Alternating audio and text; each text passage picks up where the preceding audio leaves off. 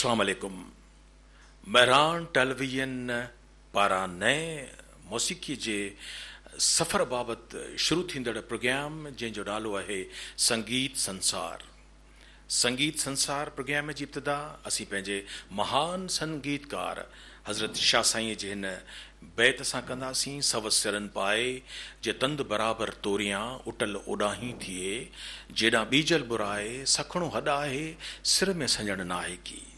असांजे महरान टेलीविजन जे पारां शुरू थींदड़ हिन संगीत संसार प्रोग्राम में असीं ठाठनि ते गुफ़्तगू कंदासीं। उन्हनि ठाठनि सां वाबस्ता जेके रागड़ियूं आहिनि उन्हनि खे डिस्कस कंदासीं ऐं उन्हनि जे मुख़्तलिफ़ शेड्स ऐं रंगनि खे अव्हां जे आॾो पेश कंदासीं। दरअसल दौरे जदीद में असीं चाहियूं था त असां पंहिंजे हिन चैनल जे तवसुस सां उन नस्ल जेको बाज़ौक़ आहे मौसीक़ी ॿुधणु चाहे थो ऐं नओ नस्ल जेको मौसीक़ी शनास थियणु चाहे थो, मौसीक़ी सिखणु चाहे थो, मौसीक़ी रंगनि खां वाक़िफ़ियत चाहे थो, उन सभिनी जे लाइ हीअ आसानी असां पैदा कई आहे त संगीत संसार प्रोग्राम महरान टेलीविजन तां असां शुरू कयो आहे। अॼु जंहिं ठाठ खे असीं डिस्कस कंदासीं उनजो नालो आहे भैरवी। भैरवी ख़ुदि हिकिड़ो वॾो अज़ीम शान ठाठ। थोरनि लफ़्ज़नि में असीं जेकॾहिं चऊं त जेकॾहिं असीं ख़ुदि ठाठ खां निकिरंदासीं त भैरवी ख़ुदि हिकु रागणी बि आहे ऐं असां हुनखे सदा सुहागिण रागणीअ जे नाले सां यादि कयूं था। ख़ासि तरह सां असीं जॾहिं पंहिंजे ठाठ जी ॻाल्हि कंदासीं त पोइ उन सां वाबस्ता टे ॿियूं शयूं आहिनि जिन खे असीं अॼु पंहिंजे प्रोग्रामनि में पेश कंदासीं, जिन में असां सां गॾु ज़ाहिद उस्ताद राशिद हैदरी साहब गॾु आहिनि ऐं सारंगीअ ते उस्ताद अख़्तर हुसैन ख़ान आहिनि ऐं तबले ते असांजा नौजवान आहिनि कुदूस सोनू जेके सितारे इम्तियाज़ उस्ताद नज़ीर ख़ान जा शागिर्द आहिनि ऐं असांजे उस्ताद अज़हर हुसैन जा शागिर्द आहिनि। त संगीत संसार में जेकॾहिं असांजो बेसिक जेको ठाठ आहे उहो भैरवी आहे। भैरवीअ सां गॾु अॼोके हिन प्रोग्राम जो जेको दाइरो आहे उन में असीं उन सां उन जी ख़ुशबूअ सां वाबस्ता मालकोस, भोपाल ऐं बिलासखानी टोड़ी हिननि सभिनी रंगनि खे अव्हां जे आॾो पेश कंदासीं त रागनि जो पंहिंजो निज़ाम आहे, पंहिंजा ख़ानदान आहिनि ऐं उन सभिनी बाबति असीं अव्हांखे आगाही ॾींदासीं। उस्ताद राशिद हैदरी साईं, असीं तव्हांखे पंहिंजे हिन प्रोग्राम में भलीकार चऊं था। चाहींदुसि त जेकॾहिं भैरवी ठाठ ऐं अॼोके हिन प्रोग्राम जो जेको मजमूई तरह सां रंग आहे थोरो उन ते अवी रोशनी विझो त पोइ असीं ॻाल्हि खे अॻिते वधाईंदासीं। बिस्मिल्लाह। त इहा ख़ुशनसीबी आहे असांजी जेको हीउ प्रोग्राम संगीत संसार जेको शुरू थियो आहे महरान चैनल, जेको हीउ कमु शुरूआति खां महरान चैनल जो वॾो मौसीक़ी जे हवाले सां वॾो कुझु सिंध में हुनजो मज़ो रहियो आहे। त हिन चकर बि जेको संगीत संसार जेको प्रोग्राम शुरू थियो आहे तमामु ई आला लेवल जो प्रोग्राम क्लासिकल जे हवाले सां, इन सां ॿुधण वारनि खे गुणवंत माण्हुनि जी ख़बर पवंदी राग छा आहे। त भैरवी ठाठ खां शुरू कयूं पिया। भैरवी जो बेसिकल जेको टाइम आहे हुन जा सुर आहिनि सभु कोमल, यानी नरमाइश ऐं थदकार। ही सुबुह बेसिकली हिन खे सदा सुहागन चवंदा आहिनि, पर जेको हिन जो परफेक्टली जेको टाइम आहे उहो सुबुह जो आहे। त हीउ ठाठ बि आहे ऐं कोमल सुरनि जो आहे। ठाठ में हिन जा संपूर सतई सुर अगरि जे वरी भैरवी खे कंदासीं त हुनजो वरी चलन जे हिसाब सां उहो थोरो अलॻि थींदो, सुर उहे साॻिया ई हूंदा। आउं सम्झां थो त जॾहिं असीं अॼु भैरवी ठाठ खे ऐं भैरवी ठाठ जा जेके मुख़्तलिफ़ रंग आहिनि उन्हनि खे पेश कंदासीं त असांजूं जेके मुख़्तलिफ़ सिन्फ़ूं आहिनि जिन में असीं इन्हनि रागनि खे खोलींदा वेंदासीं त ख़्याल आहे। तव्हां सभिनी खे ख़बर आहे त हर राग जो बेसिक ख़्याल आहे, पोइ उनजी ख़्याल खां पोइ ठुमरी आहे, पोइ काफ़ी आहे, पोइ गीत गज़ल आहे। इहे सभु रंग असांजे हिन प्रोग्राम जो हिसो आहिनि। उन खां अॻे जो तव्हां खां ख़्याल ॿुधूं, राशिद असांखे ॿुधायो त हिकिड़ा राग संपूरन, हिकिड़ा ओडो, हिकिड़ा खाडो, त तव्हीं असांजे भैरवीअ खे कहिड़े रंग में रखो था? भैरवी में काफ़ी तफ़ावत रहियो आहे आरो अवरो जो ऐं वादी संवादी जो। हिकिड़ा गिरंत लिखनि था हुनजो वादी संवादी गंधार ऐं धेवत, हिकिड़ा सामा। त अहिड़े हवाले सां काफ़ी तफ़ावत आहे हिन में। हीअ हिकिड़ी अहिड़ी शक्ल आहे जेका हर मुल्क में सुर उहे साॻिया ई आहिनि पर विरहाया विया आहिनि सुर। मुझे ख्याल है त एॾो हसीन ख़्याल आहे जी तव्हांजो। इंडियन भैरवी है जी फ़र्ज़ु करियो ठाठ है तो ठाठ में पाण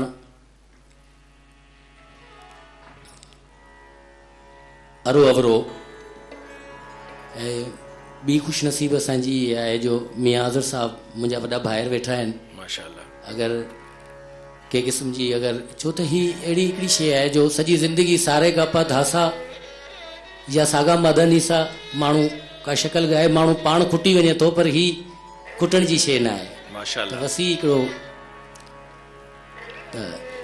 अरो अवरो भैरवी ठाठ जी सा रे ग म प ध नि सा सा नि ध प म ग रे सा। हिन जी ऐं ॿियो ही बेसिकली जेको राग आहे ही ख़्याल जे हवाले सां उस्ताद बुज़ुर्गनि ॿुधायो त ही ठुमरी जो राग आहे फीमेल भैरवी। त हिन में बड़े साहब जिन जी हिकिड़ी मुख़्तसिर ठुमरी पेश कयां थो इंडियन भैरवी।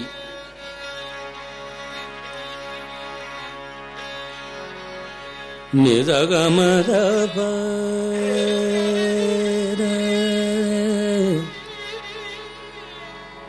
र न र र द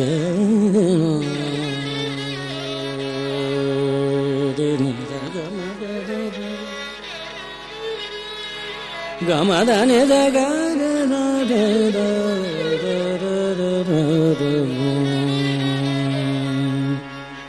द द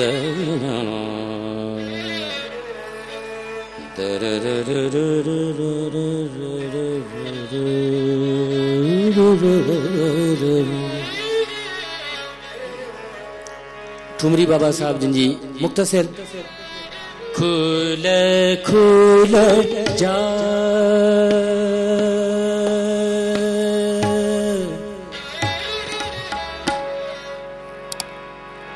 खुल खुल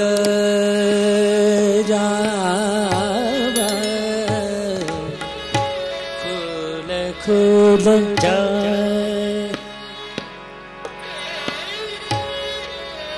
जा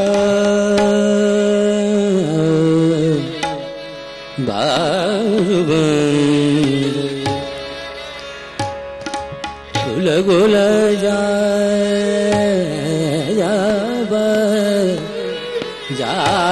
बाबंद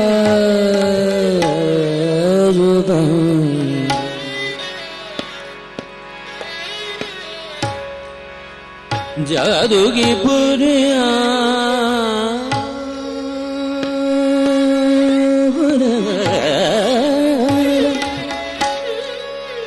भर भर मोरी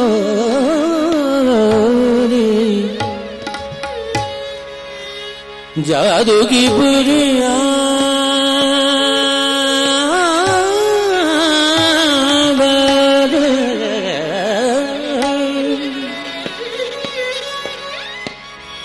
काहे करे बीमार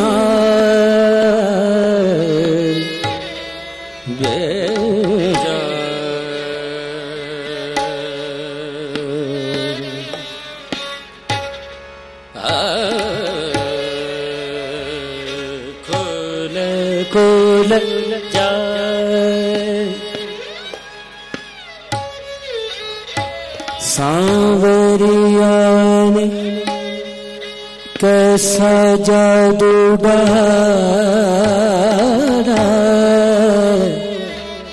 जादू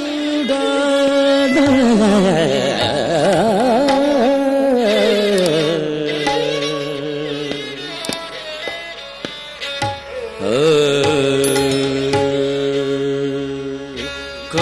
खोल खोल जा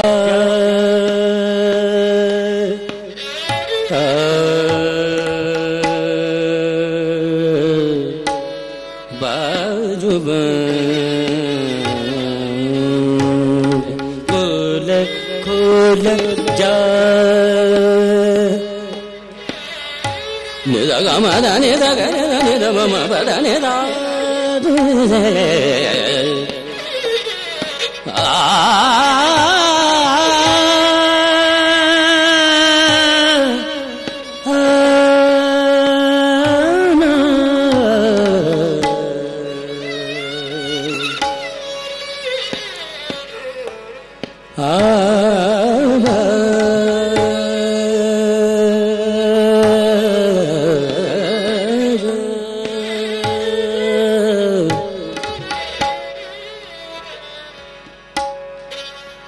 बाजू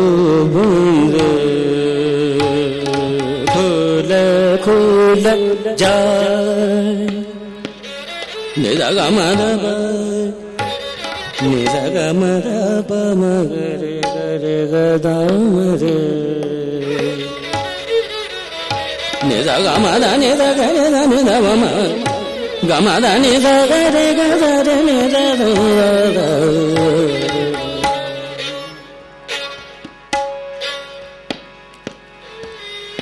खोल खोल जा जा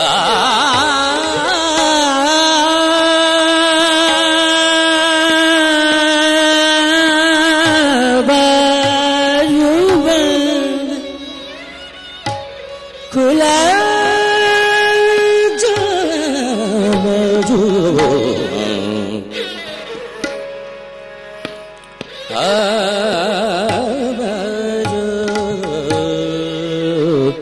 बाजू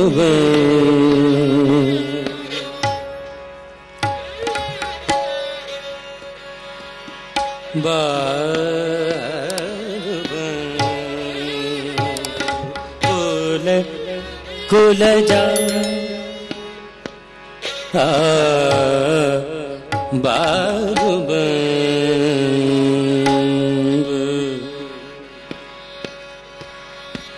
खुल जा खुल जा खुल खुल जा बाजू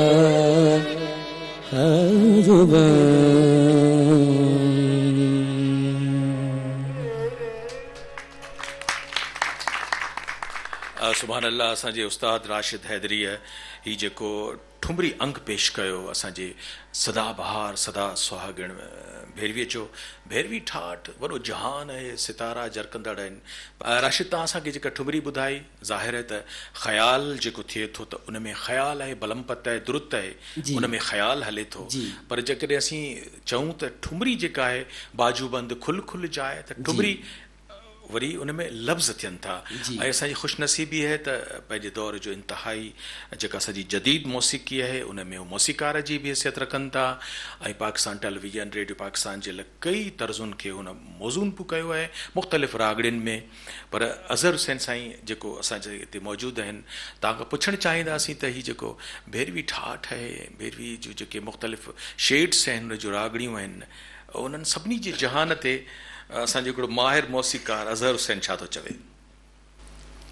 वॾी महिरबानी साईं संगीत संसार प्रोग्राम में दावत ॾियण जी सभ खां पहिरीं ॻाल्हि इहा आहे त जंहिं फ़नकार खे जंहिं आर्टिस्ट जो अॼु तव्हां जेको इंतिख़ाब कयो आहे उहो न सिर्फ़ु ॻाइण जे हवाले सां तमामु सुरीलो आहे छो जो जेको सुर आहे उहा अल्लाह जी देन आहे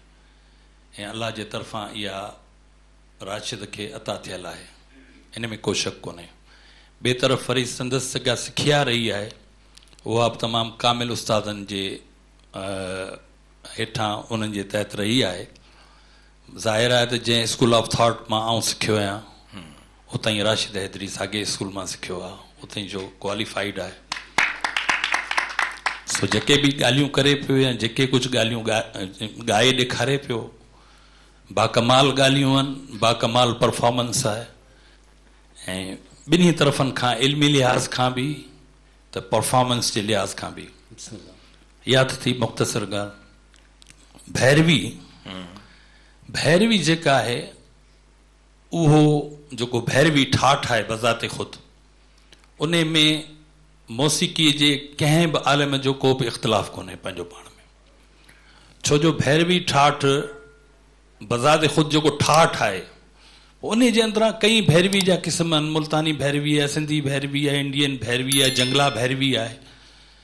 ऐं मुख़्तलिफ़ किताब के 18 क़िस्म लिखनि था, के 13 क़िस्म लिखनि था, के 16 क़िस्म लिखनि था। इन में ज़रूरु इख़्तिलाफ़ आहे त उन्हनि जे आरोह ऐं अवरोह में फ़र्क़ु आहिनि जेके रागड़ियूं आहिनि, पर जेको बज़ाते ख़ुदि जेको भैरवी ठाठ आहे उहो संपूर्ण आहे। इन जे संपूर्ण हुजण में को बि शक कोन्हे। सारे गामा पाधानी सा फ्लेट सानी धप मागारे सा बिल्कुलु सऊदी तरह सां इहे जीअं माना लहण वारी सूरत में। इन लिहाज़ सां ठाठ जी गायकी ऐं भैरवी राग जी या रागणीअ जी गायकी जो फ़र्क़ु थी वेंदो। जॾहिं आरोही अवरोही जॾहिं गाए बि त उन सां इन हिसाब सां जो फ़र्क़ु थी वेंदो हलियो। बज़ाते ख़ुदि जेको भैरवी ठाठ आहे उन जो टाइम मुक़ररु आहे, जीअं राशिद चयो उहो सुबुह जो टाइम आहे। बाक़ी उन मां जेके ब्रांचिस निकितियूं आहिनि, छो ॾिसो तव्हांखे ठाठ लफ़्ज़ जी थोरी वज़ाहत कयां त ठाठ लफ़्ज़ जी माना आहे समुंड। वाह। संस्कृत जी या टर्मिनोलॉजी आहे, मौसीक़ी जी जेका बि टर्मिनोलॉजीज़ आहिनि उहे संस्कृत जूं आहिनि। हाणे उन में तव्हां हिकिड़ो लफ़्ज़ ॿुधो हूंदो असांजी ॿोलीअ में हिकिड़ो लफ़्ज़ इस्तेमालु थींदो आहे उर्दू में, ठाठे मारता हुआ समंदर, ठाठे मारता। हाणे जेको इहो ठाठे जेको लफ़्ज़ आहे इहो ठाठ इन जो बुनियादी मादो जेको आहे उहो ठाठ आहे, यानी गजगोड़ कंदड़ ताक़तवर इंतिहाई पंहिंजो ज़ोरदार। हाणे जेको ठाठ आहे बज़ाते ख़ुदि उन मां जेके बि रागड़ियूं निकिरनि थियूं या राग निकिरनि था, पोइ चाहे खाडो हुजनि, चाहे ओडो हुजनि, चाहे संपूर्ण हुजनि, चाहे खाडो संपूर्ण हुजनि, चाहे ओडो संपूर्ण हुजनि, पर उहे सभु उन जूं ब्रांचिस आहिनि। उहे ठाठ जो न मुलबदल कोन थी सघंदा। अच्छा, ॿियनि ठाठनि ऐं भैरवी ठाठ में फ़र्क़ु कहिड़ो आहे बुनियादी तौर ते? भैरवी ठाठ बज़ाहिर केॾो हिकिड़ो सादो मिठो ऐं हिकिड़ो आसान ॾिसण में चयो थो, पर ईअं आहे कोन। मौसीक़ी जो ॾुखे में ॾुखियो ठाठ जेको भैरवी आहे, ॻाइण जे लिहाज़ खां ऐं क़ाइमु रखण जे लिहाज़ खां। इहो ई सबबु आहे जो भैरवीअ में जेके रागड़ियूं आहिनि उहे तमामु मुख़्तसिर आहिनि। जीअं ॿियनि ठाठनि में इलाही रागड़ियूं राग हूंदा आहिनि, हिन में हिकिड़ो मालकोस थियो, भोपाल थियो, बिलासखानी टोड़ी थी या आहिरी थी। मूंखे त को पंजू राग कहिड़ो सुझे नथो, या मुंहिंजे कलील मुताले में इहा ॻाल्हि न आहे। बाक़ी जेके ॿिया जेके ठाठ आहिनि उन्हनि में केतिरा ईअं कनि हिकिड़े हिकिड़े ठाठ में सवें राग बि आहिनि। मसलन जीअं असां काफ़ी ठाठ जी ॻाल्हि कंदासीं त जेकॾहिं काफ़ी ठाठ खे खोलींदो त काफ़ी ठाठ में हुन में सवें राग हुनजा सही। सो बुनियादी तौर ते जेको भैरवी ठाठ आहे उन में आलिमनि जो को बि इख़्तिलाफ़ कोन्हे। बाक़ी उन मां जेके पैदा थियल जेके रागड़ियूं आहिनि ज़ाहिर आहे त उन्हनि जा फॉर्मेट्स अलॻि अलॻि आहिनि, त उन्हनि जूं शिकिलियूं बि अलॻि अलॻि बीहंदियूं। वधीक परफॉर्म वरी राशिद करे ॾेखारे। मां सम्झां थो त अज़र साईं तव्हां असांखे जहिड़ो असांजी सिख्या कई आहे, तव्हां तरबियत कई, राशिद असांखे हाणे भैरवीअ में कहिड़े रंग ॾांहुं वठी हलंदो? भैरवी जो ठाठ जो हिकिड़ो राग आहे भोपाल, हिकिड़ी आहे भोपाली, उहा कल्याण सां तालुक़ु रखे थी, सभु सुरुनि जा तीवर आहिनि। ऐं ही कोमल सुर आहिनि, सारे गापा धासा सादा पा गारे सा। सुभान अल्लाह। त मुख़्तसर हुन में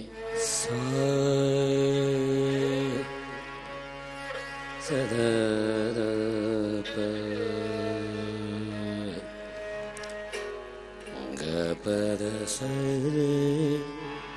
सरे गपद परे गपरे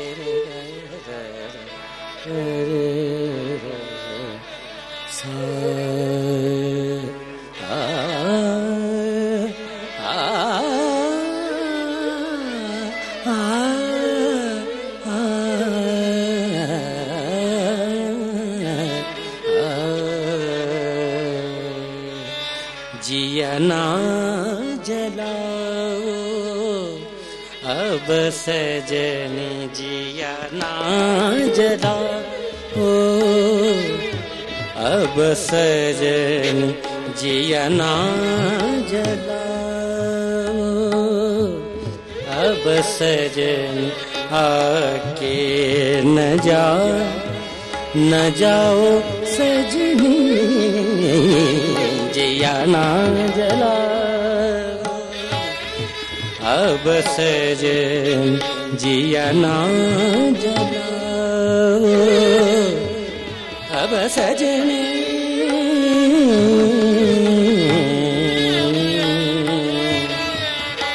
दादा रे गा पदा रे गा पदा रे गा रे दादा पदा रे गा दा पदा रे गा तब गे रे सा तब गे रे सा तब गे रे सा अब सजन जिया ना जला अब सजन के न जाओ सजनी जिया ना जला सजनी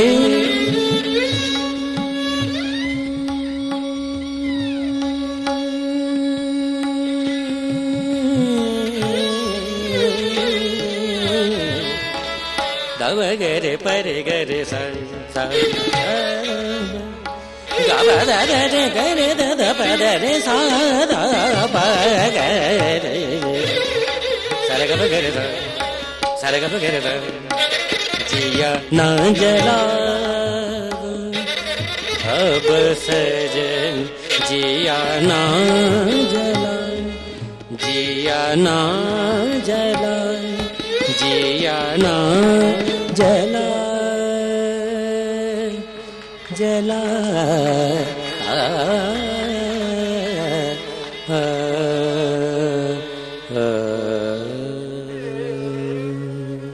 जिया ना जलाओ सजनी। हाणे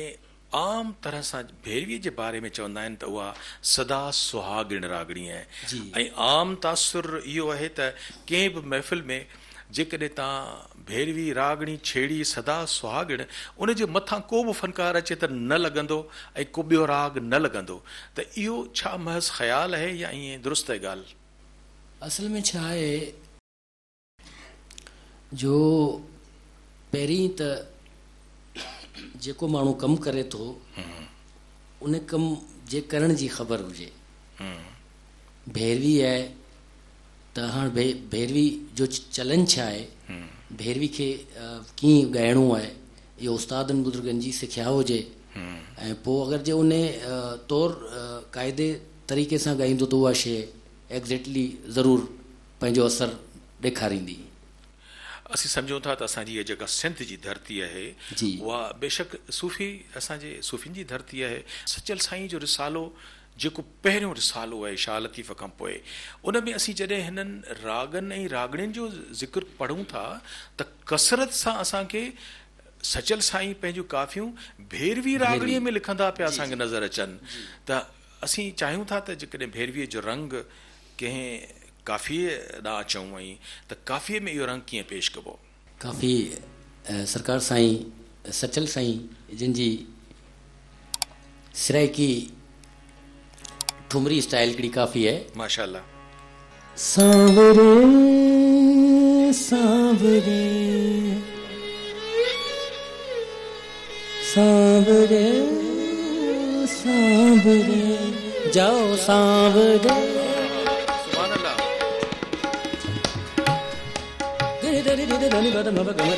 सांवरे सांवरे सांवरे सांवरे काहे करो मुझसे जोरा जोरी बयान मरुलो दूंगी दूंगी गाली हटो जाओ जी सांवरे सांवरे जाओ सांवरे सांवरे काहे करो मुझसे जोरा जोरी बयान मरुलो दूंगी दूंगी गाली हटो जाओ जी सांवरे सांवरे सांवरे। त अहिड़े हवाले सां इन ठुमरी खे ॿुधी करे सचल सरमस्त जा बोल अची विया साम्हूं। माशाअल्लाह। सांवरा बावरा मैडा माही, त हिन खे काफ़ी ऐं ठुमरी जो ॿिन्हिनि जो मिश्र मेल करे ॾिसो हुनजी कीअं थी आहे। सांवरा हुआ सांवरे सांवरे, हीअ सांवरा बावरा सांवरा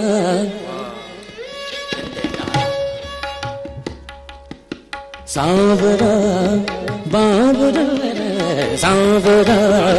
बावरा मेरा माही मौला शाल मिला मेरा माही मौला शाल मिला सांवरा बावरा सांवरा बावरा मेरा माही मौला शाल मिला मेरा माही मौला शाल मिला सांवरा बावरा अब के बिछड़े कब सो मिलेंगे नदी किनारे जावे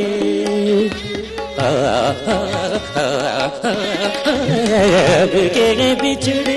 कब सो मिलेंगे अब के भी अब के भी अब के भी अब के भी अब के भी अब के भी अब के भी अब के भी अब के भी अब के बिछड़े धनी धनी धनी पद मब गम धनी धनी धनी धनी धनी धनी पद मब गम धनी अब के बिछ अब के बिछड़े कब सो मिलेंगे नदी किनारे जावे मेरा माही मौला शाल मिलावे मेरा माही मौला शाल मिलावे सांवरा बाबरा सांवरा बाबरा सांवरा सांवरा सांवरा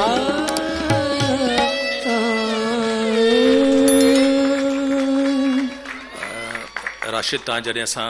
खे एॾो मुस्तफ़ैज़ कयो पिया त असीं चाहियूं था त असांजा संगीत संसार वारा ॿुधंदड़ आहिनि उन्हनि सां असीं अञा कुझु ॿियो वधीक ॻाल्हाइण वारा आहियूं असांजो राशिद हैदरी साहब असांजो उस्ताद राशिद हैदरी ऐं बुनियादी राग भैरवी आहे ऐं भैरवी राग जी मुख़्तलिफ़ जेके उन जा रंग आहिनि उहे अॼु असांजे हिन प्रोग्राम जो अहम मौज़ू आहिनि सराइकी या मुल्तानी भैरवी छा आहे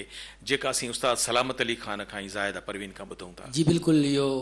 ॿुधंदा अचूं था हीअ आहे मुल्तानी काफ़ी जी राग आहे सिंधी भैरवी जी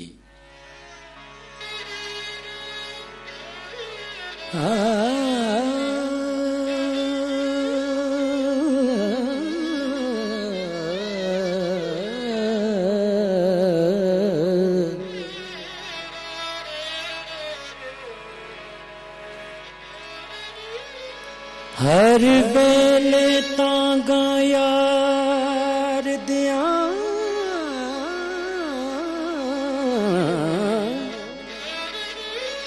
हर वेले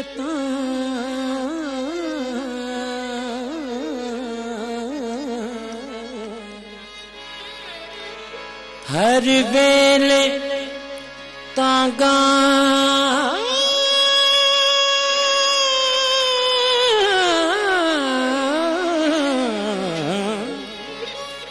खास उस्ताद मुझा ॾाढा उस्ताद बाबा सलामत अली खान कदी आना ने लिया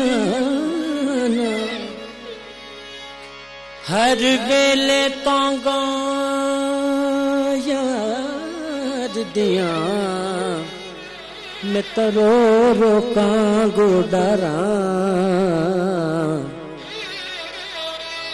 यार बजू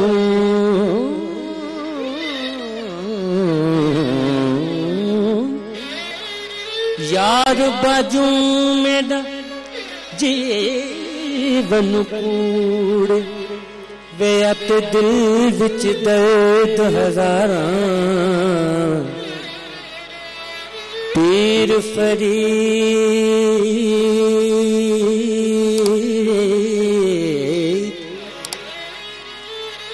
पीर फरीद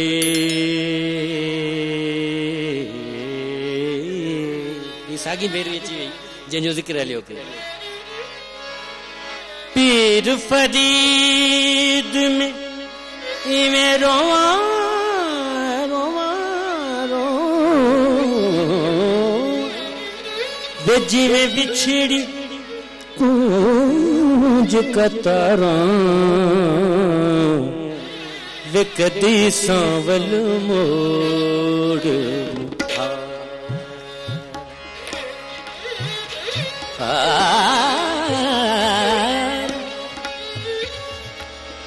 मन मन मन पीर मनावा में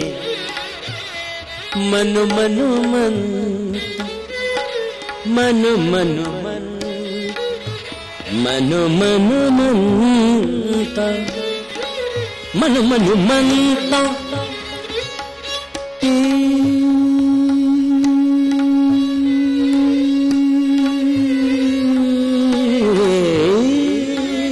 मनावा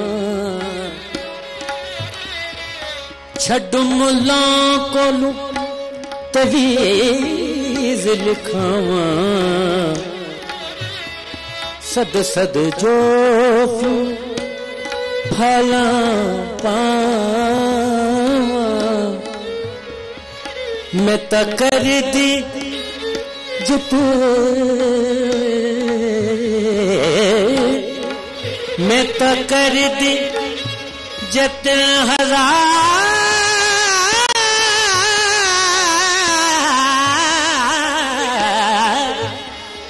मैं तो कर दी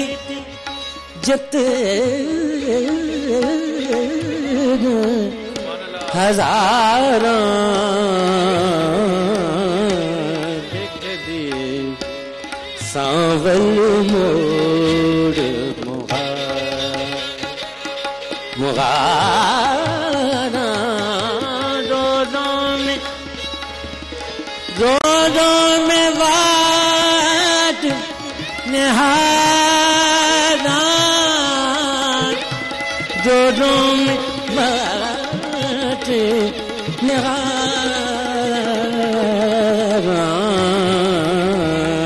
कभी सांवल मोड़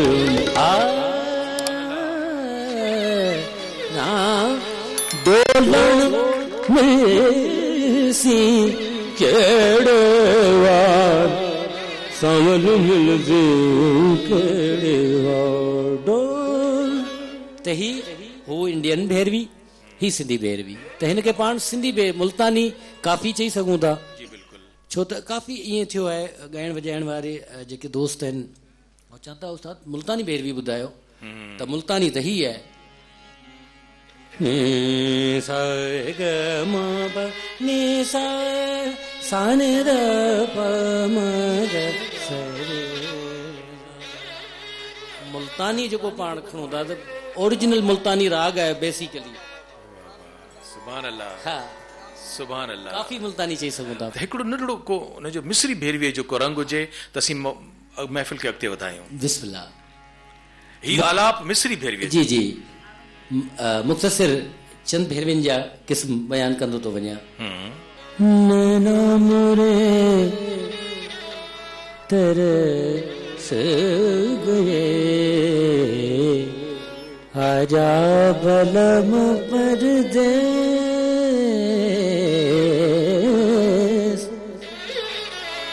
आजा बलम परदेस आजा बलम परदेस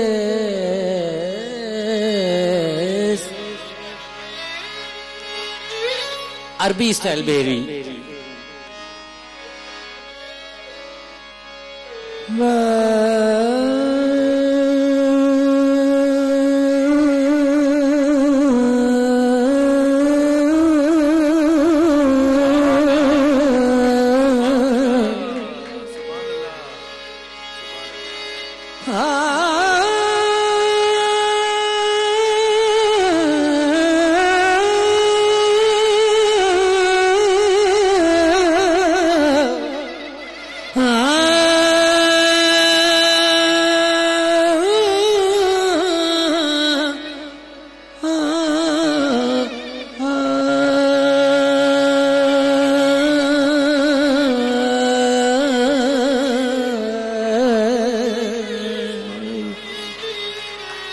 पाण वटि वरी अक्सर सिंधी कलाम जे हवाले सां काफ़ियनि जे हवाले सां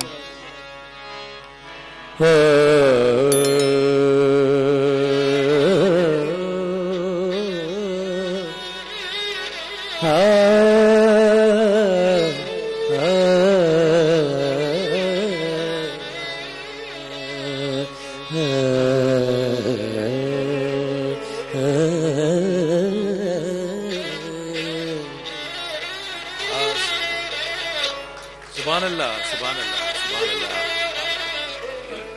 असांजी महफ़िल में बेहद हसीन आवाज़, ख़ूबसूरत आवाज़, दीबा सहर। दीबा तव्हांजी हिते असांजी आमद जो फ़ाइदो इहो आहे त भैरवी बि सदा सुहागण आहे। माशाअल्लाह तव्हीं बि ख़ूबसूरत आहियो, त जहिड़ा तव्हीं पाण सुहिणा आहियो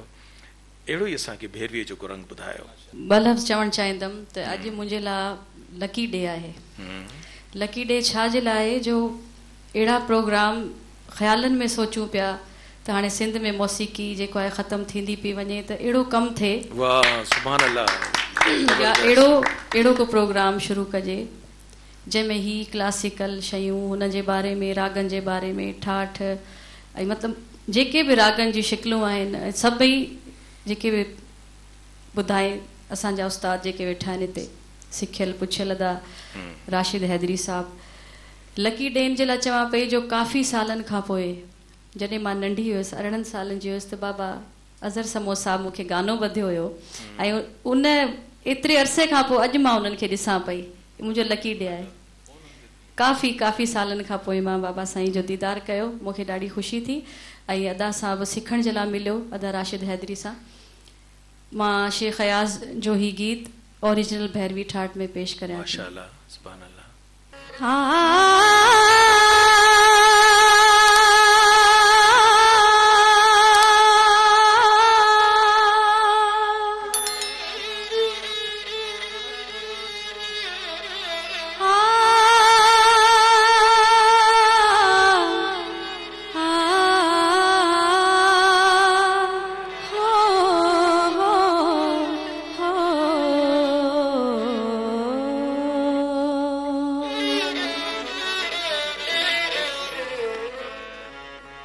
सखी पिया के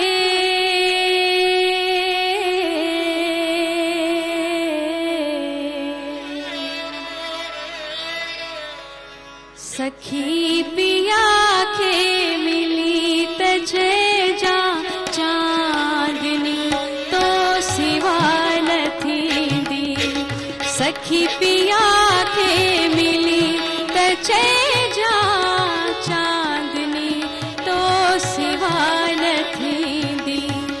अचीत मुंहिंजी उमास में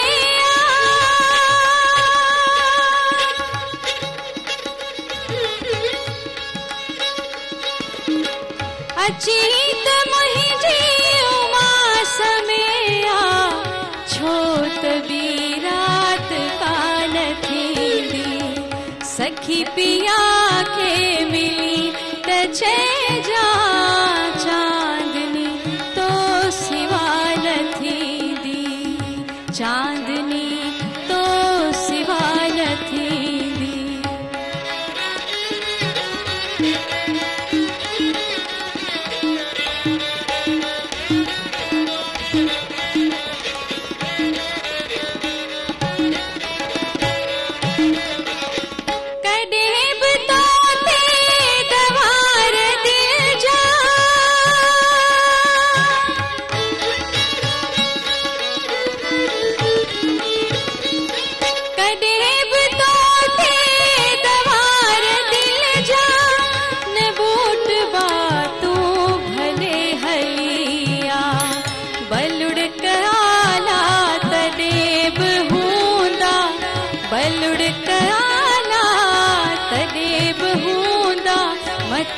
छवी आजिया न थींदी।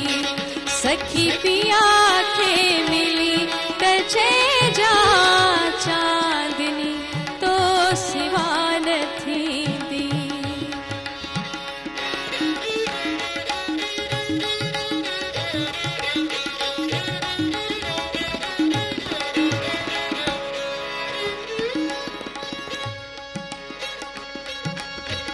परार दे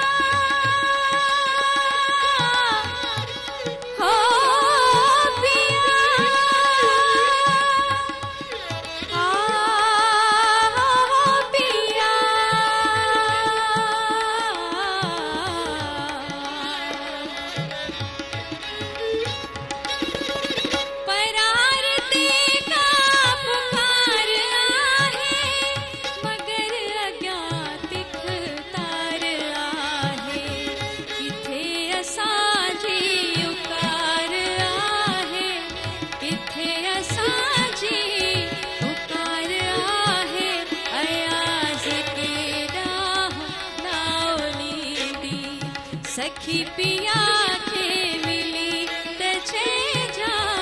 चांदनी तो सिवा न थींदी अची त मुंहिंजी उमास में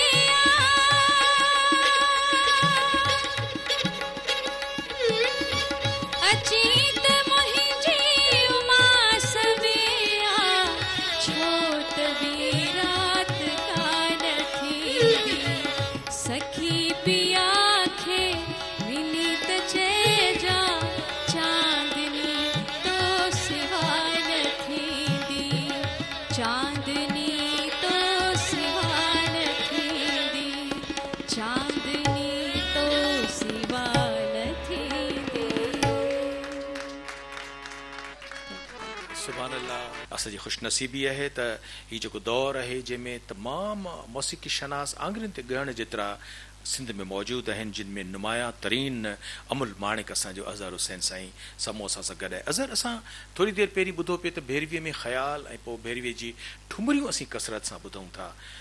त ख़्याल ऐं ठुमरी जेका भैरवी हिसाब सां आहे तव्हां उन ते रोशनी विझो त ख़्याल केतिरनि गवैयनि कीअं ॻायो आहे ऐं ठुमरीअ जा छो वधीक कसरत सां भैरवी ॻाइजे थी।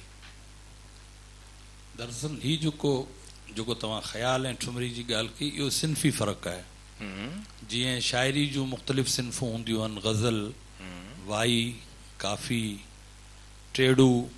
ऐं जीअं तराइल ॿियूं मुख़्तलिफ़ सिन्फ़ूं हूंदियूं आहिनि तीअं मौसीक़ी जूं मुख़्तलिफ़ सिन्फ़ूं आहिनि। जीअं ख़्याल आहे दुरुपद आहे ऐं ख़्याल जे अंदरि वरी उन जे अंदरि उन जूं ज़ेली ॿ सिन्फ़ूं आहिनि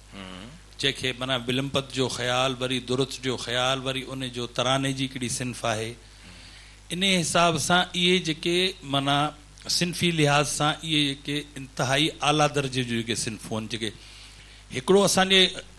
ज़हन में जेको ख़्यालु वेठल हूंदो आहे त असां चवंदा आहियूं अक्सर इहा माण्हू डेफिनेशन कंदा आहिनि त क्लासिकल मौसीक़ी जेका आहे जॾहिं पुछंदो न कंहिंखां बाबा क्लासिकल मौसीक़ी छा आहे उहो चवंदो क्लासिकल मौसीक़ी माना पको राग बाबा क्लासिकल मौसीक़ी पको राग आहे बाक़ी सभु कचा रागनि जा ईअं कोन्हे। क्लासिकल मौसीक़ी मीन्स क्लासीफाइड मौसीक़ी जेका दर्जाबंद मौसीक़ी हुजे उन में मुख़्तलिफ़ सिन्फ़ूं जेके आहिनि जेके जॾहिं उन्हनि सिन्फ़ुनि में माण्हू दाख़िल थींदो त आला दर्जे जी क्लासिकल मौसीक़ी में जीअं को ख़्याल गायक आहे त उनखे ख़्याल जी गायकी वारे खे असीं क्लासिकल सिंगर चवंदा आहियूं। जेकॾहिं को ठुमरी जो गायक आहे त उनखे बि हथोड़े जो लाइट सिन्फ़ आहे इहा ऐं इहा लाइट सिन्फ़। अच्छा ॿी तव्हांखे आउं ख़ासि तौर ते इहा ॻाल्हि ॿुधायां त हिकिड़ो असांखे वॾे में वॾो कंफ्यूजन इहो थींदो आहे त असीं लफ़्ज़नि जे सटाह खे ऐं उन्हनि जी जोड़जक खे जेको सो उन्हनि खे ज़हन में रखी चवंदा आहियूं त हीउ जेको आहे सो ठुमरी आहे हीउ ख़्याल आहे। ईअं कोन्हे। ख़्याल जी जेका बंदिश आहे उनजो पंहिंजो हिकिड़ो अंदाज़ आहे उन में अस्ताई संचाई ऐं अंतरो ऐं अभोग उन जा 4 हिसा आहिनि। जॾहिं इहे 4 ई शयूं कंप्लीट थींदियूं तॾहिं उहो ख़्याल जी जेका सिन्फ़ कंप्लीट थींदी।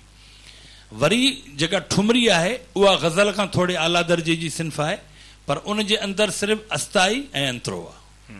उन में अभोग या संचाई जो तव्हांखे उन में कोन इहे इन्हनि जा फ़र्क़ आहिनि। सवेरे जेका ॻाल्हि थी जेकॾहिं ॻाल्हि तवील न थी वञे सवेरे जेका ॻाल्हि थी त भई मुल्तानी भैरवी जेका आहे हाणे इहा बि थोरी हिते सम्झण जी ॻाल्हि आहे त जीअं ॿोलियुनि जे अंदरि 100 किलोमीटर या मैल थींदा आहिनि त लहजा तब्दील थी वेंदा आहिनि त मौसीक़ी में बि ईअं आहे त 100 मैलनि ते जेको सो मौसीक़ी पंहिंजा लहजा तब्दील कंदी आहे। ईअं न आहे त पटियाला वारनि जी भैरवी अलॻि आहे शाम 84 वारनि जी अलॻि आहे कराने जी अलॻि आहे न भैरवी सभई सतनि सुरनि जी कोमल ॻाइनि पिया पर हर को पंहिंजे पंहिंजे फॉर्मेट में पंहिंजे पंहिंजे लहजे में ॻाए थो।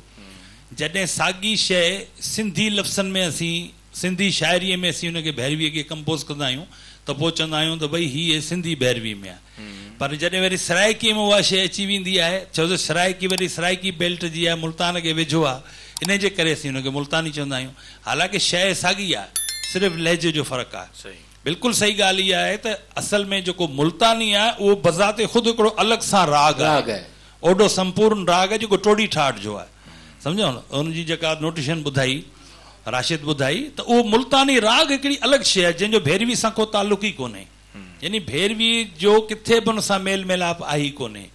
सो जेके भैरविन जा क़िस्म आहिनि उन्हनि जे अंदरि जेके अच्छा केतिरा अहिड़ा गायक आहिनि ख़ुदि सलामत अली ख़ान हिकिड़ो भैरवी जे अंदरि तरानो ॻायो आहे ऐं उस्ताद हामिद हुसैन ख़ान जेको इंडिया में उनखे गुज़रे तक़रीबन 40 साल थी विया उन्हनि भैरवी जे अंदरि ख़्याल जी बंदिश कई आहे ऐं विलंपत जो ठेको उन में इस्तेमालु कयो आहे त हर राग पंहिंजे अंदरि हिकिड़ी कैपेबिलिटी रखे थो त उन में हर सिंफ़ खे इस्तेमालु करे सघिजे पर फ़र्क़ु सिर्फ़ु इहो आहे त कुझु राग अहिड़ा आहिनि जीअं भैरवी थी जीअं पीलो थियो जीअं पहाड़ी थी जीअं खमाच थियो जीअं देश थियो इहे राग आहिनि उन्हनि में ठुमरी अंग वधीक मज़ो थो करे इन जे करे हिननि सुरनि रागनि खे ठुमरियूं घणो ज़्यादा कंपोज़ इन करे कंदियूं आहिनि ऐं ॿिया जेके शुद्ध राग आहिनि जीअं दरबारी आहे अड़ाना आहे अहिड़े क़िस्म जा जेके राग आहिनि या मालकोस आहे ख़ुदि हाणे मालकोस में तव्हां ठुमरी न ॿुधी हूंदी छो जो मालकोस जेको आहे हिकिड़ो वॾी शान शौक़त वारो राग आहे 5 सुरनि जो राग पर वॾी शान शौक़त वारो राग आहे इन में तव्हां ठुमरी ॻाईंदो तव्हांखे मज़ो न ईंदो छो जो उहो वरी जेको सो हिकिड़ा जीअं असां चवंदा आहियूं न त रागणी ऐं राग इहो बिल्कुलु इहो ई फ़र्क़ु आहे त हुन में थोरो फेमिनिश स्टाइल हूंदो आहे इन जे करे उहो थोरो टची राग हूंदा आहिनि त उन में जेके लाइट शयूं वधीक मज़ो कंदियूं आहिनि छा त मेकअप जेको करिणो हूंदो आहे उहो सजंदो त औरत ते ई न मर्द वधि में वधि क्रीम हणंदो ॿियो छा कंदो सो इन जे करे जेॾी महिल इहे राग ॻाइबा आहिनि जेके जिन खे रागणियूं असां चऊं था उन्हनि में ठुमरियूं मज़ो हाणे इन हिसाब सां ॾिसो न हिकिड़ो मेल लफ़्ज़ आहे देश पर देश रागणी आहे राग न आहे मुख़्तलिफ़ किताबनि मुख़्तलिफ़ जेको सो संगीतुनि इन खे रागणी लिखियो आहे खमाच जेको आहे उहो बज़ात ख़ुदि ठाठ आहे पर उन जे अंदरि खमाच रागणी आहे खमाच रागणी आहे खमाच राग कोन्हे पहाड़ी जेका आहे उहा हिकिड़ी लोक धुन आहे कश्मीर जी पर उहा बि हिकिड़ी रागणी आहे पीलो जेको आहे हिकिड़ो मेल राग आहे पर ॿई जेके ते टचिस रखे थो ऐं मैस्क्यूलाइन बि फेमिनाइन बि त इन हिसाब सां हुन में ख़्याल पनि त हुन में ठुमरियूं पनि छो जो हुन जो कैनवस तमामु हिकिड़ो वॾो आहे वास्ट कैनवस आहे वॾी महिरबानी तव्हां असांखे दरअसल सम्झायो आहे त हर राग हिकिड़ो आसमान आहे हर राग हिकिड़ो सयारो आहे जेके पंहिंजा पंहिंजा सितारा आहिनि असां सां गॾु आबिद हुसैन सोलंकी साहिबु आहिनि मौसीक़ी शनाज़ प्रोड्यूसर आहिनि पाण कुझु वक़्तु अॻु रेडियो पाकिस्तान मिठीअ जा स्टेशन डायरेक्टर ऐं हिन वक़्तु रेडियो पाकिस्तान हैदराबाद ते पंहिंजी जेका आहे सा सरगर्मी जारी रखंदा पिया अचनि तव्हीं असांजो हीउ जेको अॼु भेरीअ जे मुतालिक़ प्रोग्राम ॾिसो पिया तव्हांखे कीअं पियो लॻे यकीन ॼाणो त हिकिड़ो अलॻि वाक़ई हिकिड़े संसार में आहियो जिथे मूंखे महसूसु थिए थो त सुरनि सां खेॾंदे मूंखे मज़ो ईंदो आहे बचपन खां वठी ऐं तव्हांजी हिन प्रोग्राम में मूंखे महसूसु थिए थो त हिन वक़्तु वाक़ई क्लास पियो हले ऐं असां हुनखे लुत्फ़ अंदोज़ थियूं पिया ऐं सिखूं बि पिया मुंहिंजो हिकिड़ो कंफ्यूजन आहे सवाल त न आहे तव्हां माशाल्लाह हिते बहितरीन हिकिड़ा मौसीक़ी शनास एक्सपर्ट बि वेठा आहिनि साईं अज़हर साहब बि आहिनि तव्हां आहियो राशिद हैदरी साहिबु भैरवी ठाठ में मालकोस बि आहे मालकोस हिकु राग बि आहे ऐं उहो ख़ुदि ठाठ आहे या इन बारे में थोरो कंफ्यूजन आहे तव्हां प्लीज़ हिनखे एलेबोरेट कंदा ॿी हिकिड़ो मूंखे फ़र्क़ु हिकिड़ो मालूम करिणो आहे ठुमरी ख़्याल बंदिश या तराने में इन में छा फ़र्क़ु आहे जेकॾहिं असां ॼाण में वधीक इज़ाफ़ो थींदो आहे मुंहिंजो ख़्याल आहे त असीं हिकु दफ़ो ॿीहर राशिद ॾेई हलूं था हिकिड़ी ॻाल्हि त असांजी ठुमरीअ जे हवाले सां अज़हर साईं क्लियर कई त जेका ठुमरी आहे उन में सिर्फ़ु अस्थाई अंतरो थींदो आहे पूरे राग जी शिकिल उन जे अस्थाई अंतरे मां ॿुधंदड़नि ते अयां थींदी आहे त हीउ कामोड आहे हीउ कल्याण आहे यमन कल्याण आहे वधीक असां इन सिलसिले में राशिद ॾे हलंदासीं बिस्मिल्लाह आबिद सोलंकी साहब जिन तमामु प्यारी ॻाल्हि कई त तरानो ख़्याल ठुमरी ऐं उन खां पोइ टपो बथां इहे सिन्फ़ूं आहिनि त ठुमरी ऐं ख़्याल जो फ़र्क़ु त मुंहिंजे वॾे भाउ अज़हर साहिब जिन मियां अज़हर साहिब जिन तमामु बहितरीन उन्हनि ते प्रचार कयो त तराने जे हवाले सां दुर्त में तरानो उस्तादनि बुज़ुर्गनि जो ॻाए वञे थो हिकिड़ा गुणवंतनि जो चवणु आहे त हिननि जी माना जेको सो को बि अहिड़ो अर्थ न आहे लेकिन हिकिड़ा उस्ताद बुज़ुर्ग चवनि था त इन जो अर्थ ज़रूरु आहे त बिल्कुलु इन्हनि जो टपे जो तराने जो इहा हिकिड़ी अलॻि अलॻि उन्हनि जा हिकिड़ा सिन्फ़ूं आहिनि त उहे कहिड़े राग में थी सघनि था। भैरवी में बि तरानूं, मालकोस में बि तरानूं, ख़याल, विलंपत, धुर्त, ऐं ॿियो त बिल्कुलु जेके 6 राग वॾा ॿुधाए वञनि था उन्हनि में मालकोस वॾो राग ॿुधाइनि था। इहा बिल्कुलु दुरुस्त ॻाल्हि आहे। अज़र साईं असांखे कुझु वधीक क्लियरिफिकेशन ॾींदा? असल में हिते अॼु जी जेका निशस्त आहे उनजो बुनियादी मौज़ू आहे ठाठ। बेशक। त हाणे ठाठ जे हवाले सां हिकिड़ी ऐं तव्हां सां हिकिड़ी इंफॉर्मेशन जेका असां तव्हां सां शेयर कंदो हलां त ठाठ जी हिकिड़ी बुनियादी शर्त आहे, जेकॾहिं उहा कंहिं बि शिकिल में उहा शर्त पूरी न थी त पोइ भले उन ते नालो उहो हुजे पर उनखे ठाठ कोन चइबो। छो उनजी बुनियादी शर्त आहे त उनजी आरोही ऐं अमरोही पूरनि 7 सुरनि सां वञे। आरोही बि 7 सुरनि जी हुजे ऐं अमरोही बि 7 सुरनि जी हुजे। ईअं न त आरोही 6 सुरनि जी ऐं ॿियो माण्हू चए त मोटंदे 7 सुर लॻी आया हाणे ठाठ थी वियो। न, 7 सुरनि सां वेंदो, 7 सुरनि सां ईंदो, तॾहिं वञी थींदो ठाठ। संपूर्ण संपूर्ण लफ़्ज़ असां जेको चवंदा आहियूं संपूर्ण, संपूर्ण न, संपूर्ण ऐं संपूर्ण, संपूर्ण संपूर्ण ॿिन्ही तरफ़नि खां संपूर्ण। मालकोस छो त 5 सुरनि जो राग आहे, सागामा धानी सा, इन में रे ऐं पा 2 सुर नथा लॻनि ऐं जेकॾहिं लॻंदा त मालकोस न रहंदो। इन सूरत में मालकोस हिकिड़ो मुस्तनद राग त आहे पर उनखे असां ठाठ न चई सघंदासीं। तराने जी जेका ॻाल्हि आहे उन तराने जी बाक़ाइदा हिकिड़ी ज़बान आहे। हाणे जीअं तव्हांखे हिकिड़ो मिसाल ॾियां त देत्रोम ताना न ताना देरे ना तोम तोम तादारे तानी, तनोम तुंहिंजो नाम, तनोम तनोम, ऊ तानी ऊ चवे थो, हू चवे थो, हू मूंखे चवे थो। जीअं को न जीअं कंहिं त मुंहिंजे अंदर मां को ॿियो ॻाल्हाए पियो, ये या जेको आहे जेके तूं बैत तो समझी से आए तो इहा हिकिड़ी इल्हामी कैफ़ियत आहे। मी न गोयम यार मी गोयम बगो, मुंहिंजे अंदरां मुंहिंजो यार ॻाल्हाए पियो। त तराने जी जेका कैफ़ियत आहे न उन में तव्हांखे लफ़्ज़ न मिलंदा, हिकिड़ी कैफ़ियत मिलंदी। उन कैफ़ियत जे अंदरि मुख़्तलिफ़ आवाज़ आहिनि, ऊ तानी ओ दानी दानी तादारे तादारे तानी दिरतानी धोम ताना नाना नाना नाना नाना नाना। हाणे नाना नाना नाना जो मतिलबु माना ईअं कोन त न न न न न न न न ना ना ना ना ना ना ना ना ना निकिरी कैफ़ियत नालो माना हैरत जी। माण्हू जॾहिं मक़ाम हैरत जे अंदरि दाख़िल थींदो ना ना ना ना ना ना ना ना ना ना इहे कैफ़ियतुनि जो एक्सप्रेशन ॻाइण जे दौरान करे ॾेखारिणो आहे। गायक जो कमु इहो न रुॻो चए न न न न न न न न न ईअं न थिए। इहा जेका लफ़्ज़ जी कैफ़ियत आहे उनजी एक्सप्रेशन आहे, उनजी वज़ाहत आहे, उहा पंहिंजनि कैफ़ियतुनि जे ज़रिए पंहिंजे आवाज़ जे ज़रिए जेसि ताईं तराने में उहा शइ न ईंदी तेॾी महिल उन सिन्फ़ जो पूरो नथो सघे। महिरबानी अज़र साईं, तव्हां ज़बरदस्त तफ़सील असांखे ॾिनो ऐं हैरत जो मक़ाम तव्हां लफ़्ज़ इस्तेमालु कयो। ऐं हैरत जो मक़ाम आहे त संगीत जे लफ़्ज़ में बि सीन आहे, पहिरियों हर्फ़ संसार में पहिरियों हर्फ़ सीन आहे। संगीत संसार में राशिद तव्हां सवेल तव्हां बि लफ़्ज़ इस्तेमालु कयो, अज़र साईं बसि इस्तेमालु कयो त हर ठाठ दरअसल हिकिड़ो वॾो समुंड आहे। ऐं भिटाई चयो त जे समुंड मूं करियां त सुर क्या ई न थिए। असांजो अज़ीम मौसीक़ार आहे भिटाई। तव्हां असांखे ॿुधायो त भैरवीअ जे ठाठ जो हिकिड़ो रंग मालकोस बि आहे। मालकोस जी छा सूरत आहे? मालकोस ख़याल जो राग आहे, 5 सुरनि जो,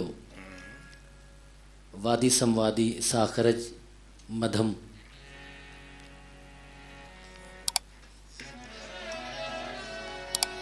पेश नज़र आहे उनमें उस्तादनि जी ॻायल हिकिड़ी प्यारी चीज़ आहे माशाअल्लाह।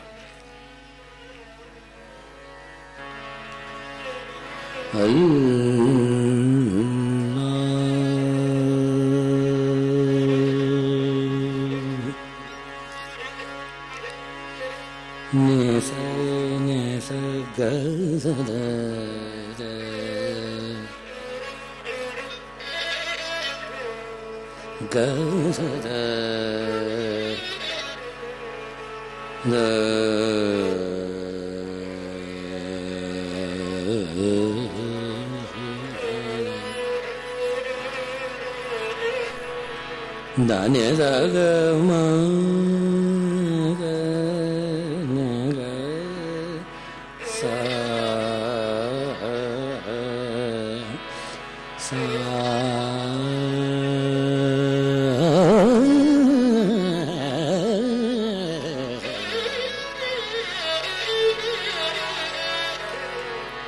दाने राग मगने गा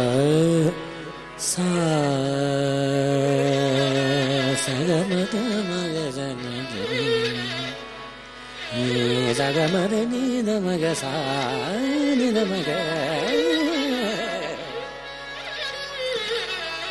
प्यार नहीं है सुर से जिसको प्यार नहीं है सुर से दाने जागा मग सा प्यार नहीं है मदनी जागा मदनी साने दा मग सा प्यार नहीं मदनी सा ग मदनी सा ग दा मग सा प्यार नहीं है सागा मदनी दागा मगदनी दा मग सा ग सा प्यार नहीं है सुर से जिसको वो मूर्ख इंसान नहीं प्यार नहीं है सुर से जिसको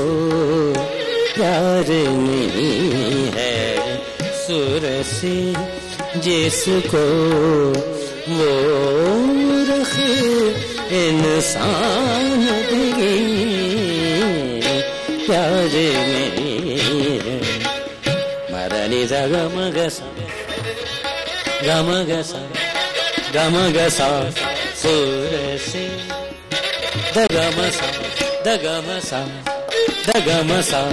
सुर से निदगम सा सुर से सागा मदनी निदमग सा निदमग सा सुर से गमत मग सा सुर से जिसको गमत सागा मदनी ग सा नि द मग सा नि द नि ग सा सा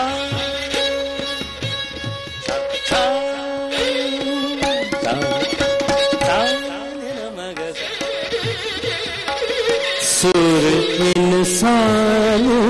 बना देता है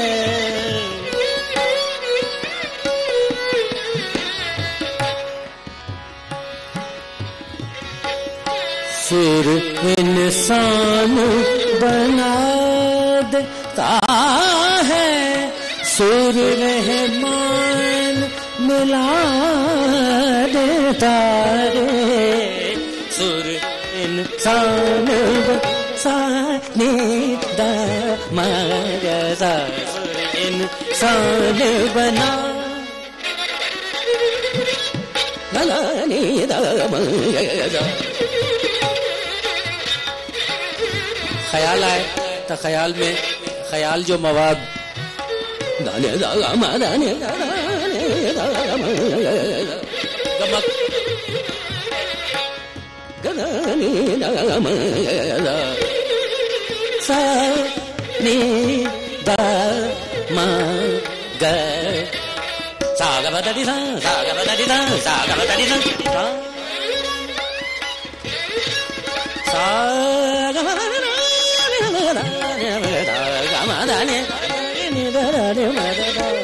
सुर इंसान बना देता है सुर रहमान मिला देता है सुर की आग में जलने वालों परवाने नादान लगे प्यार नहीं है सुर से जिसको वो मूर्ख क्या बात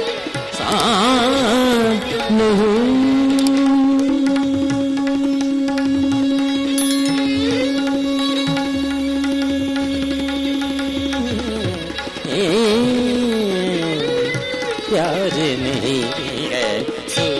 से जिसको प्यार नहीं है, सुर से जिसको प्यार नहीं है, सुर से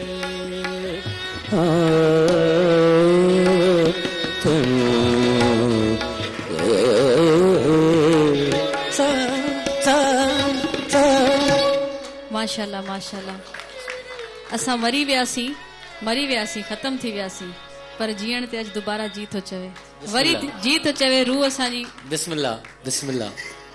ख़ुशि थी वई आहे, राज़ी थी वई आहे रूह। माशाल्लाह, अल्लाह पाक तव्हांखे अञा वधीक तव्हांजे गले में आमीन बरकत ॾे। आमीन। संगीत संसार में जेका दीवा ख़ूबसूरत ॻाल्हि कई, उनखे मालकोस जे इन ई बंदिश जेका असांजे राशिद पेश कई, इन में ई कलाम में मौजूदु आहे त जग में अगरि संगीत न होता कोई किसी का मीत न होता, ये एहसान है सात सुरों का कि दुनिया वीरान नहीं। दुनिया में जेका रौनक है उहा संगीत सां आहे, मौसीक़ी सां। ऐं मौसीक़ी शनास असांजे ॿुधंदड़नि जे लाइ संगीत संसार प्रोग्राम जंहिंजा प्रोड्यूसर असांजो नाज़ सहतो साहब आहिनि ऐं निगरानी आहे असांजे ग़ुलाम नबी वोराई साहब जिन जी, जेके ख़ुदि हिकिड़ा मौसीक़ी शनास आहिनि। हिन संगीत संसार में जॾहिं असां शाह साईं जे रिसाले खां पोइ सचल साईं जो रिसालो हथ में खणूं था त सभिनी रागड़ियुनि जो जहान हिन सचल साईं जे रिसाले में मौजूदु आहे। रागड़ियूं कहिड़ियूं आहिनि? पहाड़ी अंदरि मौजूदु आहे, झूलड़ो अंदरि मौजूदु आहे, देसी अंदरि मौजूदु आहे। ऐं उन्हनि मौजूदगियुनि में असीं जेकॾहिं मालकोस जो ज़िक्र कंदासीं त पोइ मालकोस बि मौजूदु आहे। सिगड़ा ऐं सांवल ऐं सिघो अची वियो असां वटि, सांवरी असांजी ज़बरदस्त दीवा साहिर साहिबा। दीवा असीं तव्हां सां फरमाइश करियूं त पूरी थींदी?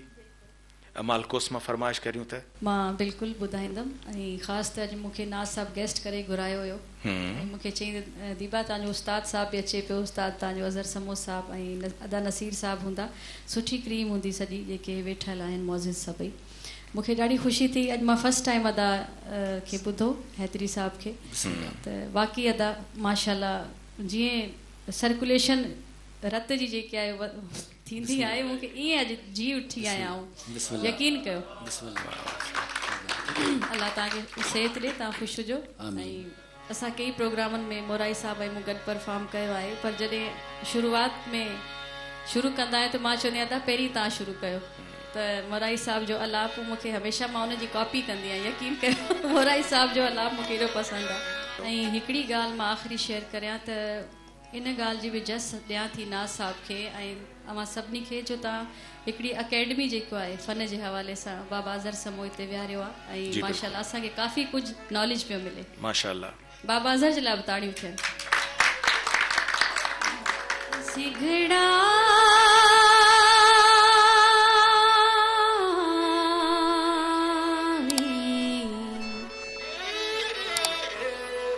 सांवलया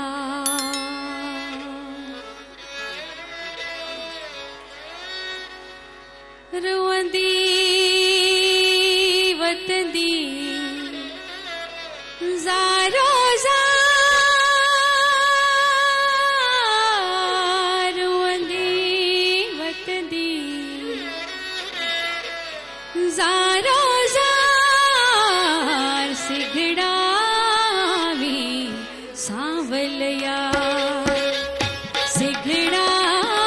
में सांवलया।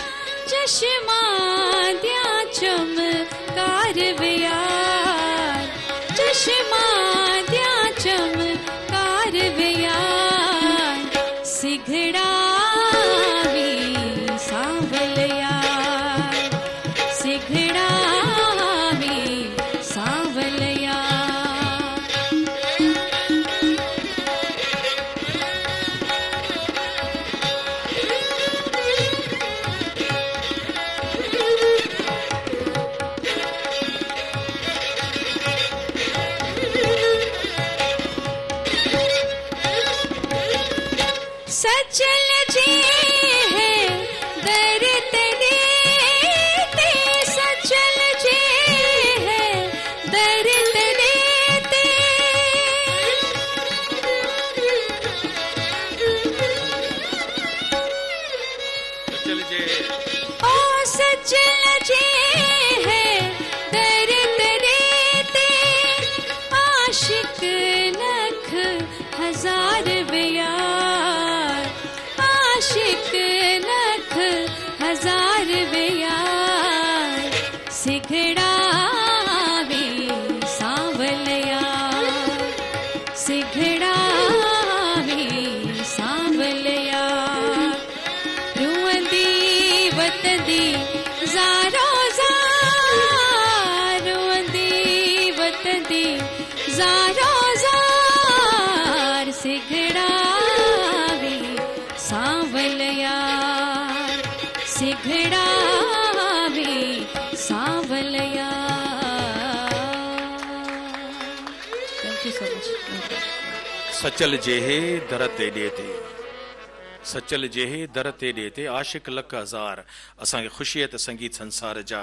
आशिक परवाना पैदा थिया आहिनि पैदा थींदा ऐं पैदा थींदा रहंदा जेके असांजे हिन प्रोग्राम खे मुसलसल ॿुधंदा पसंदि कंदा ऐं हीअ जेको एफर्ट आहिनि असांजे ग़ुलाम नबी मोराई साहब जिन जा त संगीत संसार असांजे ॿुधंदड़नि जे लाइ असांजे नाज़रीन जे लाइ हिकिड़ो नओं जहान जोड़ींदो मूंखे बेहद ख़ुशी आहे जी मुआवनत जे लाइ मूंसां मुंहिंजो दोस्त मुर्तज़ा मजबूर मौजूदु आहे। असां हिन वक़्तु जेका मालकोस मां दीवा शहर खां काफ़ी ॿुधी सचल साईंअ जी त असल में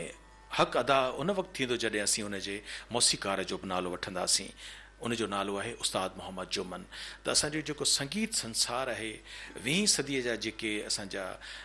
मौसीकार पैदा थिया गायक पैदा थिया जिन असांजी जदीद मौसीक़ी खे ऐं क्लासिक मौसीक़ी खे गॾाए हिकिड़ो नओं जहान जोड़ियो उन्हनि मां असांखे सलाम पेश करिणो आहे उस्ताद मंज़ूर अली ख़ान खे ऐं उस्ताद मोहम्मद जुमन खे। मालकोस जो तासुर ज़ाहिर आहे त असांजे ज़हननि ते आहे ऐं असांखे फ़ख़्रु बि आहे त हिकिड़े इल्मी अदबी घराणे जी वॾी शख़्सियत पाण हिन वक़्तु डॉक्टर नबी बख्श बलोच इंस्टीट्यूट जा सरबराह आहिनि डॉक्टर अल्ताफ़ जोखियो साहब आहे। अवां पंहिंजी शिरकत अवां जी ख़ुशबू अवां जो आवाज़ चाहियूं था त असांजे अॼोके हिन भेरीवी प्रोग्राम में कोमल सुरनि में का अहिड़ी गुफ़्तगू कयो जो असांजो रूह ठरी पवे। महिरबानी अदा रसीद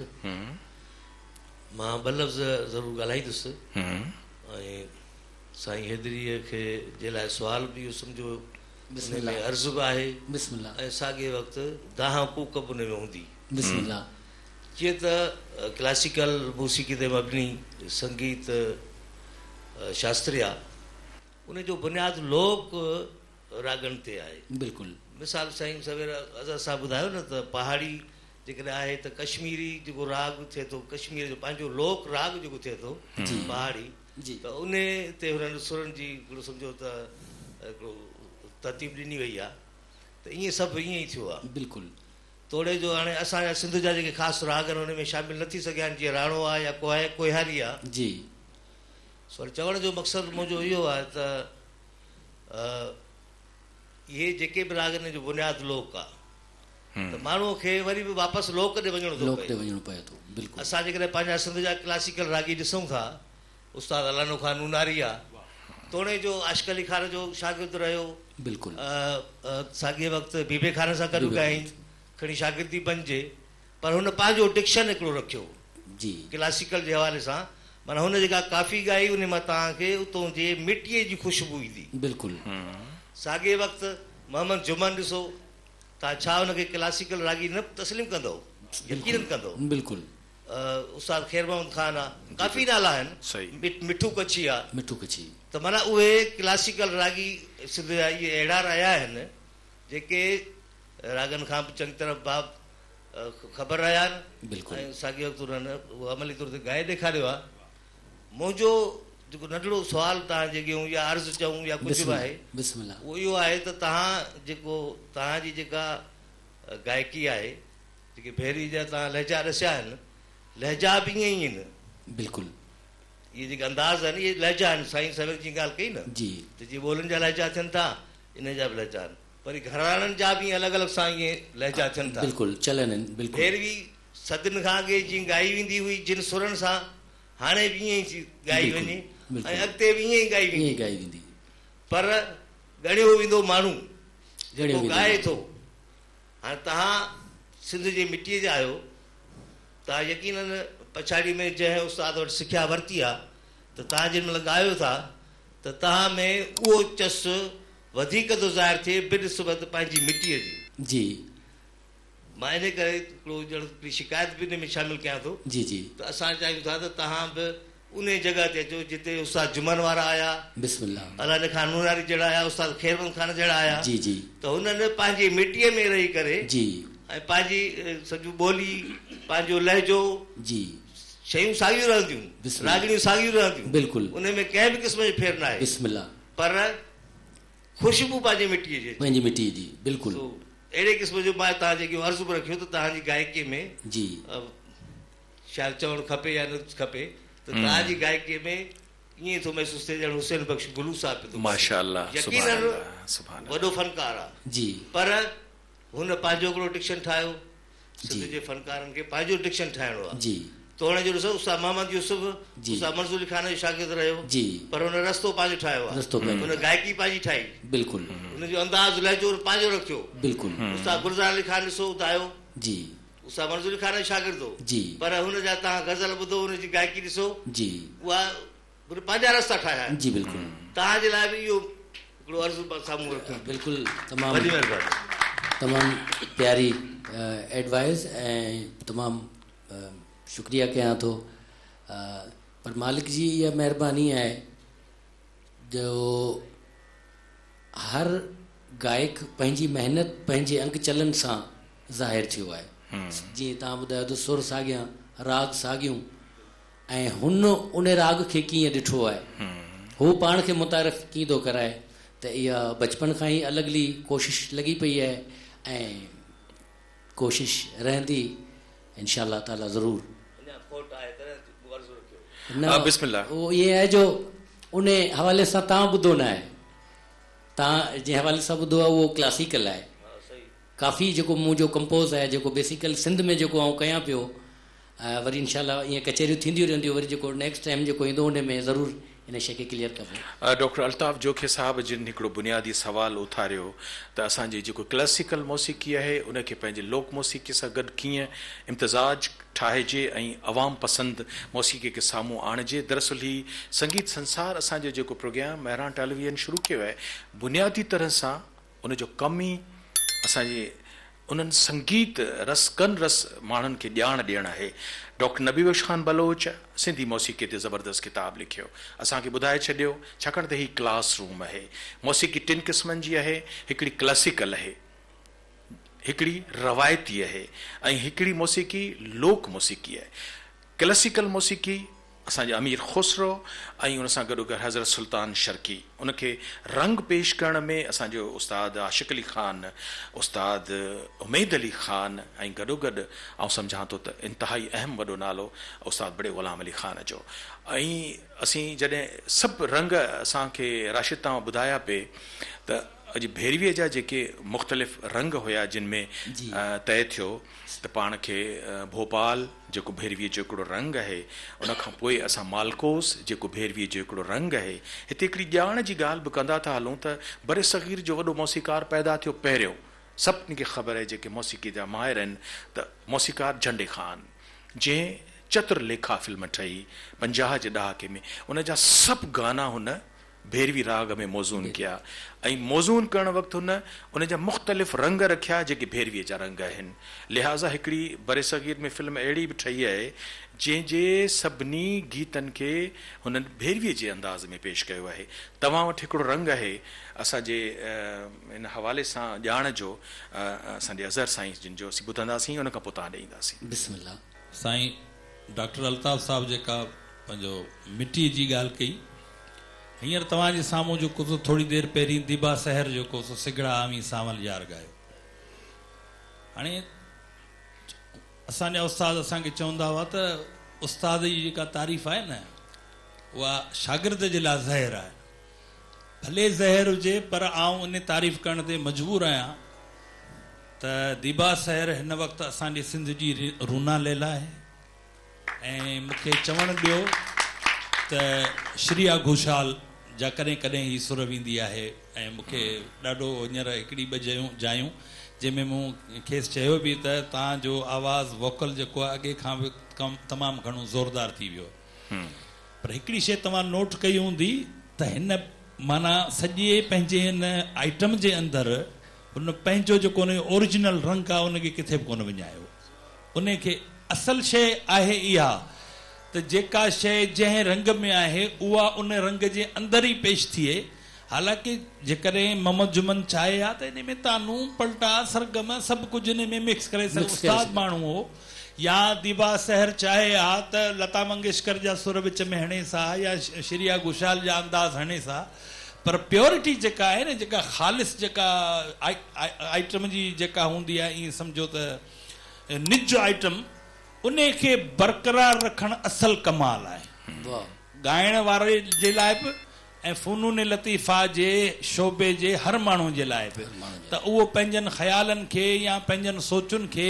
पंहिंजे आवाज़ जे ज़रिए या पंहिंजे कलम जे ज़रिए अहिड़े नमूने पेश करे जो संदसि जेको अंदरि आहे उहो किथे मुतासिर न थिए। संगीत संसार असांजे पंहिंजे पूरे उरूज ते पहुचे पियो,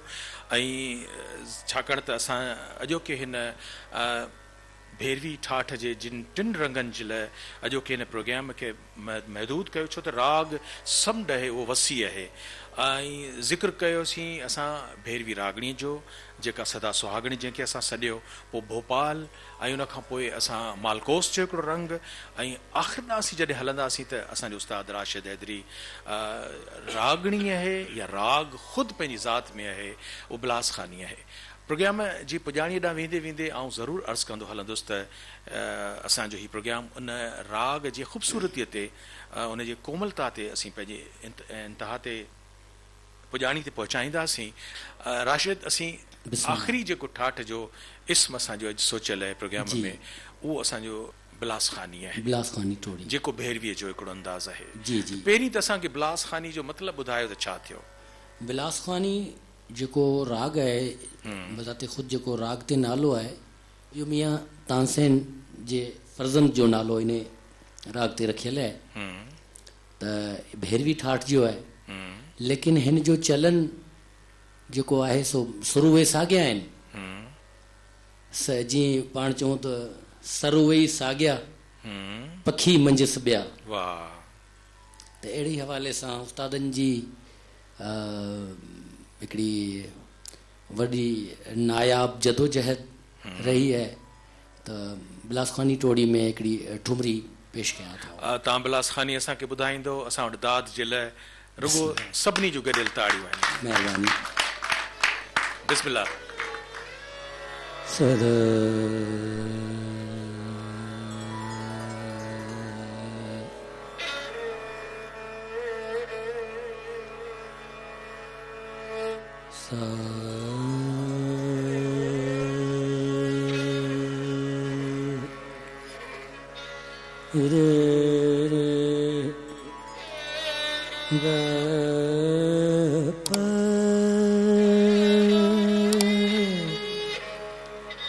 गबद नीधम रे गपद रे ग सदा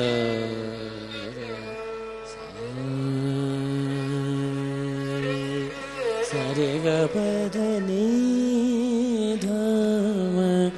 रे गप गपद सरे गरे दम रे रे ग प धाम रे र मा ग रे ग र सा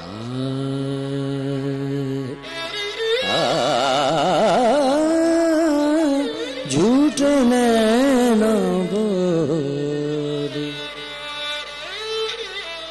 सांची बतिया न बोले सांची बतिया झूठ न बोले सांची बतिया में तो चाब हाय चांद काली रतिया झूठ न बोले सांची बतिया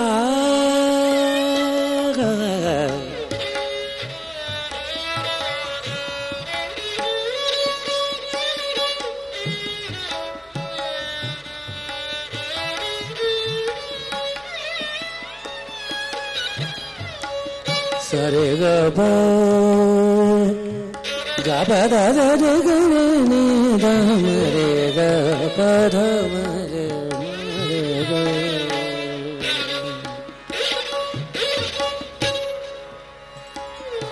सांची बतिया झूठ न बोल सांची बतिया में तो चाब है चांद काली रतिया झूठ न बोल सांची बतिया जानू जानू झूठे माही की जानू जानू झूठे माही की किन सौतन संग तुम काटेरा अगुर पुटी बनाओ न बतिया झूठ न बोले सांची बतिया दादा रे गा पा दादा रे ग रे नी द म रे ग प ध म रे म रे ग झूठ न हो झूठ न हो झूठ न हो